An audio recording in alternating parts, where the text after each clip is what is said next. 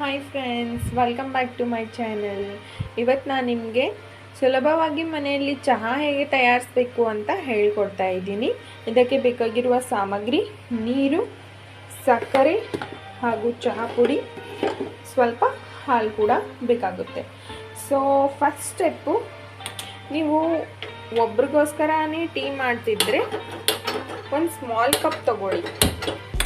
ಈ ಥರ ಒಂದು ಸ್ಮಾಲ್ ಕಪ್ ತಗೊಳ್ಳಿ. ಇದರಿಂದ ನೀವು 1 ಕಪ್ ನೀರನ್ನು ಆ್ಯಡ್ ಮಾಡಿ ಈ ಥರ ಹಾಕಿ.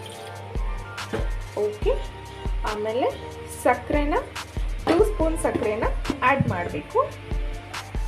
ಸೊ ನಾನು 2 ಸ್ಪೂನ್ ಸಕ್ಕರೆನ ಆ್ಯಡ್ ಮಾಡ್ತಾ ಇದ್ದೀನಿ.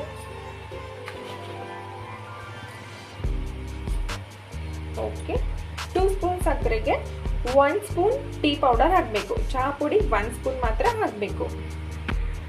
ಸೊ ನಾನು 1 ಸ್ಪೂನ್ ಚಹಾ ಪುಡಿನೂ ಹಾಕಿದೆ.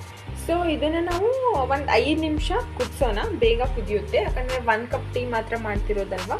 ಸೊ ಬೇಗ ಕುದಿಯುತ್ತೆ. ಸೊ ಕುದಿಯೋ ತನಕ ವೇಟ್ ಮಾಡಬೇಕು.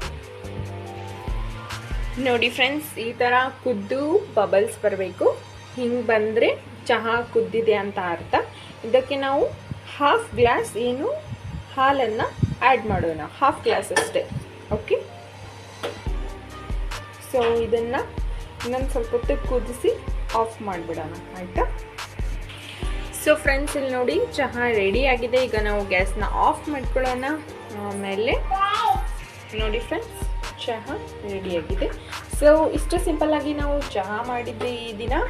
ಇನ್ನಷ್ಟು ಈ ಥರ ವಿಡಿಯೋಗಳಿಗಾಗಿ ಪ್ಲೀಸ್ ಲೈಕ್ ಮಾಡಿ, ಶೇರ್ ಮಾಡಿ, ಸಬ್ಸ್ಕ್ರೈಬ್ ಮಾಡಿ. ಮತ್ತೆ ಸಿಗೋಣ ನೆಕ್ಸ್ಟ್ ವಿಡಿಯೋದಲ್ಲಿ tomorrow. Till that, bye bye, take care.